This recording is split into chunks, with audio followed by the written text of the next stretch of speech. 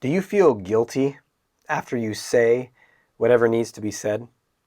Maybe you have that conversation with someone that you were kind of dancing around or avoiding at work, a partner, a friend, a family member, a lover. Or maybe it's not even a huge conversation. Maybe just in a normal interaction, you said the thing that you needed to say. You said it directly. Hey, I don't really like the way that you're doing this thing, or I need something different here, or this isn't working for me, or I don't like that. Whatever it is, something small like that. Do you feel guilty afterwards?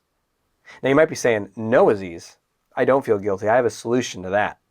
I just don't say it. I know that tactic. It's the nice person tactic number 33. It's a top 10. It's a favorite. Right? Just avoid it. Well, if you don't say it, then there's nothing to feel guilty about. But there's a cost to that, isn't there? What's that? Well, resentment, frustration, irritation. And the problem doesn't go away. It even builds and compounds, and now you're more upset the next time, but you can't show that because you're nice. So it just starts to compound, and then eventually you're like, you know what? Forget that person. I don't want them in my life. I don't even love them anymore. I don't even like them. I'm not even turned on by them anymore if it's a romantic side. Or if it's work, it's like, oh God, how do I avoid that person? Or I got to quit. I don't like my workplace. We go into these negative, kind of helpless places. So that doesn't work. What's needed is to say what needs to be said, to do exactly what you did. The only thing that needs to change is how you think about it afterwards and how you treat yourself afterwards. Because here's what you're doing, and I know because I get this.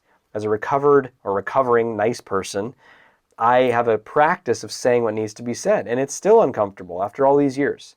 The difference is I'm willing to do it because I know that it improves all my relationships, it improves my mood, my energy, my confidence, and my health, and it actually gets effective things done in the world. Because if I'm afraid to say what needs to be said in work and business, then things might not happen properly. And if I'm afraid to say what needs to be said in my romantic relationship, that's going to suffer, and there's going to start to distance that forms between us. So I know that the alternative is no longer tenable. It's not going to work for me anymore. And I imagine you're in the same place if you're watching this video. So what do? We got to take the action, say what needs to be said, and then notice when that thing clicks on your mind and says, oh, that was so terrible, that was so terrible, that was so terrible. And what the problem is that we have that idea that that was terrible and we react to it as if that's so, like as if you really did push someone in the mud and step on their back and say, eat it, you loser, or you did something really mean or awful or bad or wrong.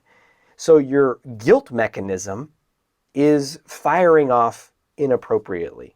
That's the only problem here. Not that you spoke up, not that you were real, not that you were authentic. In fact, those are good things. It's just your guilt mechanism is firing off preemptively, too much, too sensitively, too easily, distortedly.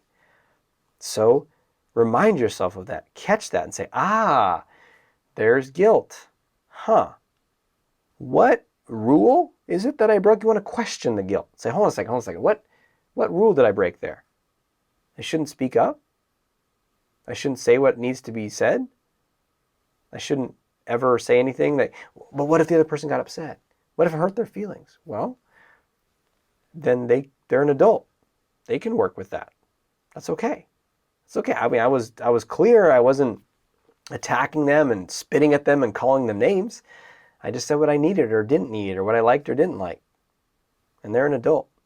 I'm not responsible for their feelings. You might have to remind yourself of that one, 1,000 times. Take a deep breath in.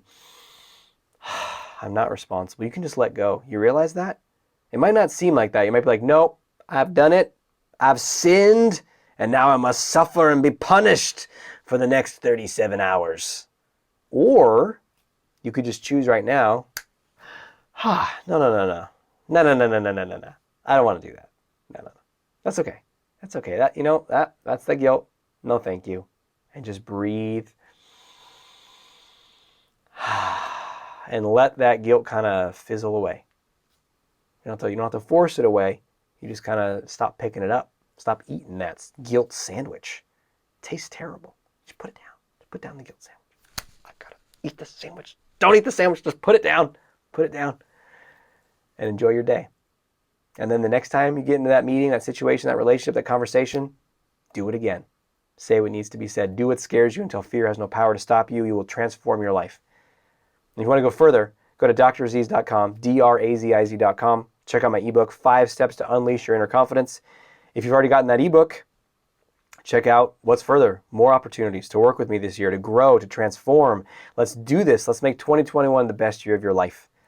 Until we speak again, may you have the confidence to be who you are, the courage to share who you are, and to know on a deep level that you're awesome. I'll talk to you soon.